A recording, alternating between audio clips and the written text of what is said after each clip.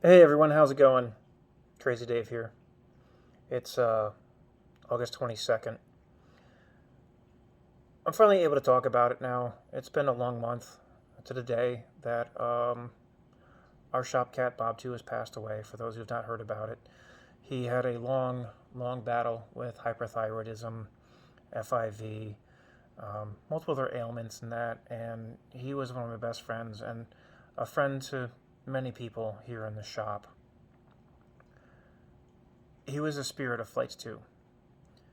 Much as I am just a captain that keeps the ship running, the crew of Ixie and Jeremiah and Ryan and everybody who has helped out with everything in between then, Ming and Brandon and Deb and Lance and people who are just unsung heroes that off the top of my head right now, I just want to say if I've forgotten you or haven't mentioned you personally by name, you are valued and I appreciate you.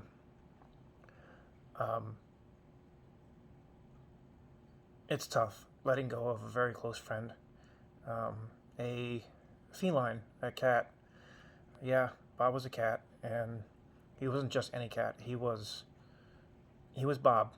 And when Bloomborough came out, literally the week before it, we decided to um, honor him with the BobToo Burrow, and we had some artwork that was commissioned and done, and um, there's an original piece that was done in Magic, and I now own in his memory the original concept sketches, the tonal piece, and the final sketch before the painting. Unfortunately, bigger pockets than mine won the artwork for the piece. That was the finished piece in Blue Boomberl set. And I'm fine with that because it's not about the end, it's about the journey between there at the concept and the inception. And I feel that anybody can have the cards and just that final piece, but it's the inspiration that a piece. Uh, Bob was inspiration for a lot of us to do better and to just smile through adverse situations and being downtrodden. I mean, broken tail, no teeth because his teeth fell out or had to get removed because of decalcification, HIV for cats because he was a dumpster cat and he was a rescue, and the fact that he had hyperthyroidism and he was on medication for years, the fact that he beat the odds. Most cats of in his situation only live 4 to 7 years, and we got almost 14 years out of him. It would have been 14 years in September. Officially, we made his birthday in January, but we're not really sure because obviously he was a rescue.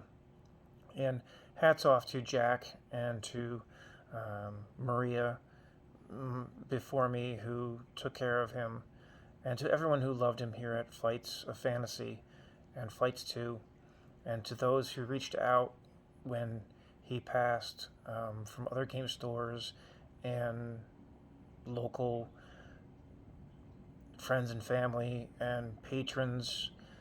I really appreciate it. Not just from me, but because shit, the news came and did a story on us, and Bob got more airtime than me, the little bastard. He was just that big of a personality in a room that you just couldn't ignore him. It doesn't matter if the store was busy as hell, and he was there, and he just would just flop on the floor and make his presence known. And amazingly, I think only like 2 or 3 people ever kicked him, accidentally not realizing who was there or getting underfoot. And you guys know who you are that you've kicked Bob. I've kicked him myself too. We've all done it, but he never swatted out of anger or um, had a mean bone in his body. So if you kicked him, he'd just turn and look at you like, dude, Whiskey Tango Foxtrot. And then you could pet him, and he would just be okay with it, and he understood the task of the job was to be an ambassador for the store and to greet people, to make them happy. Sorry, I got a little schmutz on the lens there. And yes, we will get another shop cat. It's going to be tough to fill Bob's shoes or paws or paw prints, whatever you want to call it. And when he passed a month ago, he was in the company of his immediate family. And when he did pass, there was nothing but love in his eyes. And he understood. And a lot of times people hold on to their pets for them, for fear of their emotions and problems that they would have accepting the end stage of life. And life is not about a point A to point Z. It's about the people you touch and emotions you feel between that. And Bob touched many, many lives.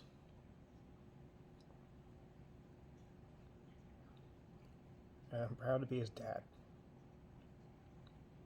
Well, technically I'm a Leo, but a little different. I'm a human, but you know what I'm saying. We're doing a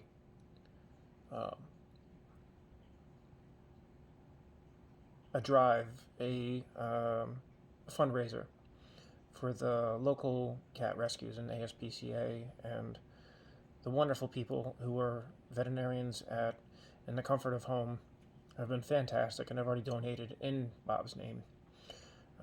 A news channel has donated in Bob's name.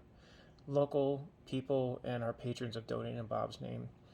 And it's really heartwarming to see that they've done that.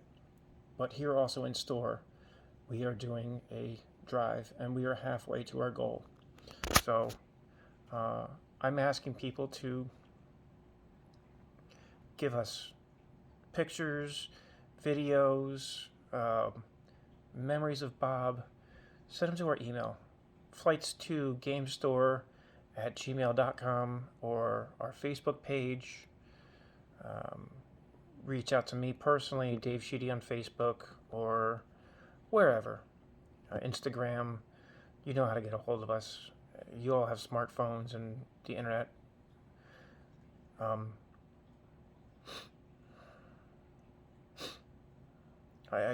I really want to let everybody know how much has meant in the past month for everyone coming in and saying what Bob meant to them.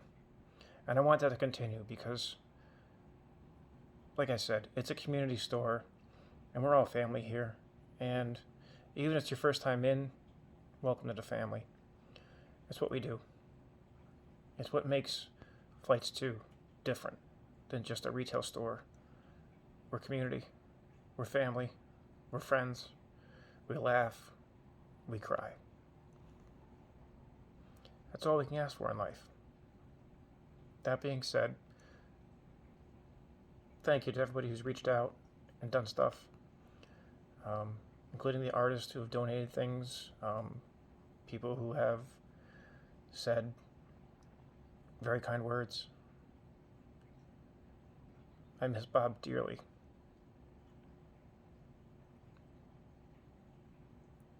Not everybody gets a poop pal that will go with them and guard the door in case danger comes.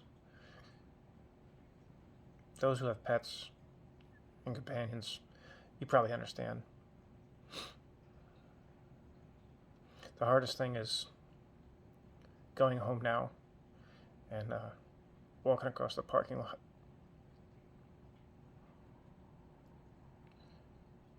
Because Bob would follow. I don't know any other cat in the world would be able to follow. Not meander, not wander over and eventually come to the house, but just legit would walk over to the door at 8:58 and know it was time to go home. And then sometimes sneak out before I was ready to go, because customers would let him out or whatever. But he'd either be sitting on my porch already, or he would wait for me just flopped on the ground outside the door and walk across the parking lot to my house. And that would be the greatest thing I could ever share with anybody who didn't know Bob or about Bob, that much like a dog, he would just walk right behind me and just keep up. And on his final day of passing, we did one final walk back to the store. And I knew it was his time, when he didn't want to have anything to do with his favorite food. You all know what it is. If you don't, well, it was Arby's. He absolutely loved Arby's roast beef sandwiches. And if you had that, you were probably eating half of it, because the other half was pretty much him just going, mine, mine, mine, mine. And he didn't want anything to do with his sandwich. And it was at that point that I knew that he had made his decision, that he was ready to go. So Bob, if you're up there,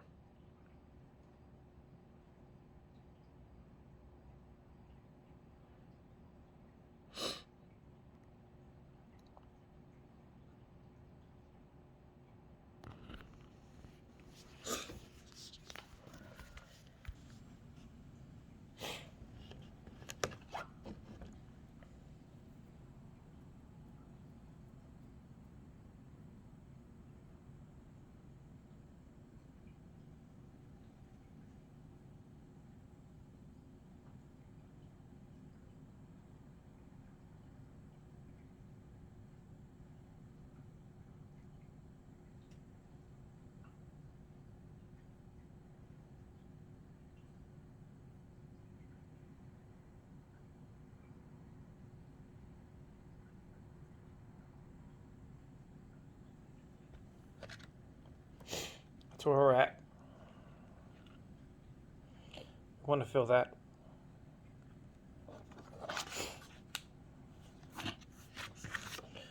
The love of Bob.